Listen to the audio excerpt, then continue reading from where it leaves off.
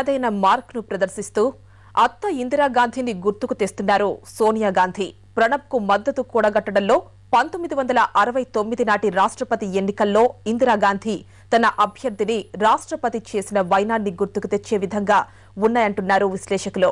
సోనియా చూపిన నాయకత్వ ప్రతిభను అలనాడు చక్రం తిప్పిన ఇందిరతో పోలుస్తున్నారు. ఇంతకీ సోనియా, ఇందిరాగాంధీలు చేసిన మ్యాజిక్లు ఏంటి? వాళ్లు ఏ విధంగా తమ అభ్యర్థులను గెలిపించుకున్నారు? ఆ తరువాత జరిగిన పరిణామాలు ఎలా ఉన్నాయి?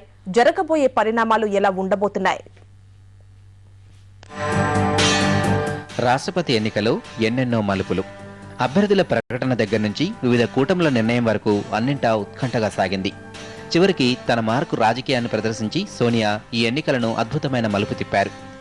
అత్తగారు ఇందిరాగాంధీ పార్టీలో తన స్థానాన్ని పటిష్టం చేయడానికి రాష్ట్రపతిగా స్వతంత్ర అభ్యర్థిని గెలిపించుకుంటే, సోనియా గాంధీ కూటమిలో స్థానాన్ని బలోపేతం చేయడానికి సొంత పార్టీ అభ్యర్థికి బలం పెంచుతున్నారు. సమాజ్వాదీ పార్టీ అధినేత ములాయం సింగ్ యాదవ్ను తమ వైపు తిప్పుకొని పశ్చిమ బెంగాల్ సీఎం మమతా బెనర్జీ మాట చెల్లుబాటు కాకుండా చేయగలిగారు. మమత రాష్ట్రపతి అభ్యర్థిగా అబ్దుల్ కలాంను ప్రకటించగానే కాంగ్రెస్ శ్రేణులు ఆగ్రహం వ్యక్తం చేశాయి.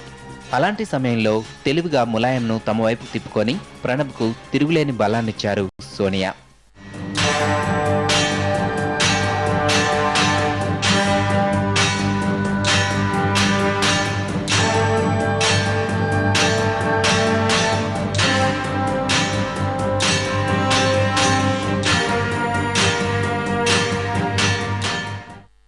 ప్రణబ్ను రాష్ట్రపతి అభ్యర్థిగా ఎంపిక చేయడంలో పార్టీలో చాలా అంతర్మదనం జరిగింది.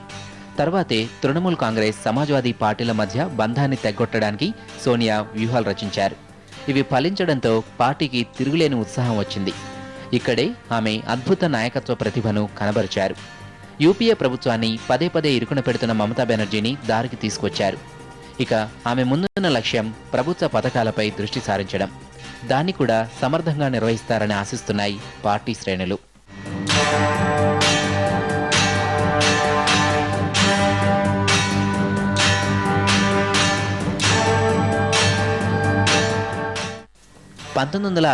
నాటి రాష్ట్రపతి ఎన్నికల్లో ఇంతకంటే పెద్ద ట్విస్ట్లే నడిచాయి.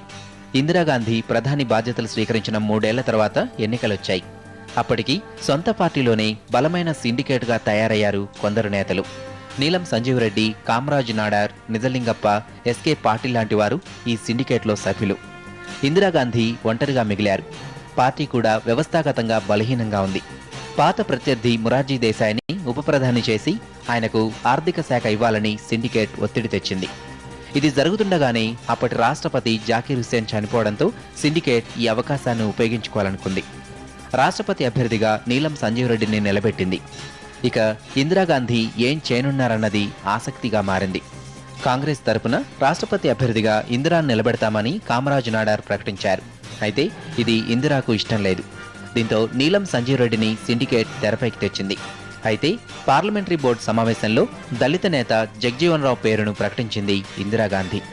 ఓటింగ్ పెట్టాలని డిమాండ్ చేసిన నిజలింగప్ప ఓటింగ్లో ఇందిరాను ఓడించారు. అయితే ఇందిర బెంగళూరు వెళ్లగానే వివి గిరి స్వతంత్ర అభ్యర్థిగా పోటీ చేస్తానని ప్రకటించారు. గిరిని ఇందిరాగాంధీయే నిలబెట్టిందన్నది బహిరంగ రహస్యం.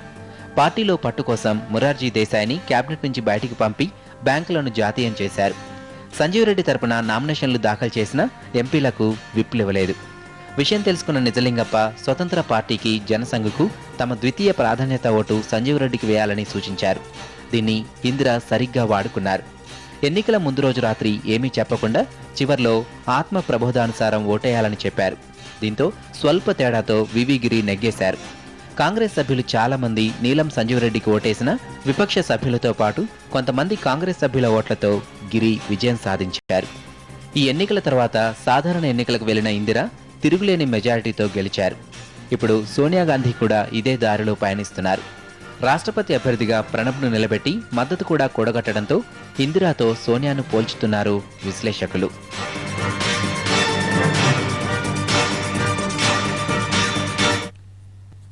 బులెటిన్లో మరో షార్ట్ బ్రేక్ తీసుకుందాం.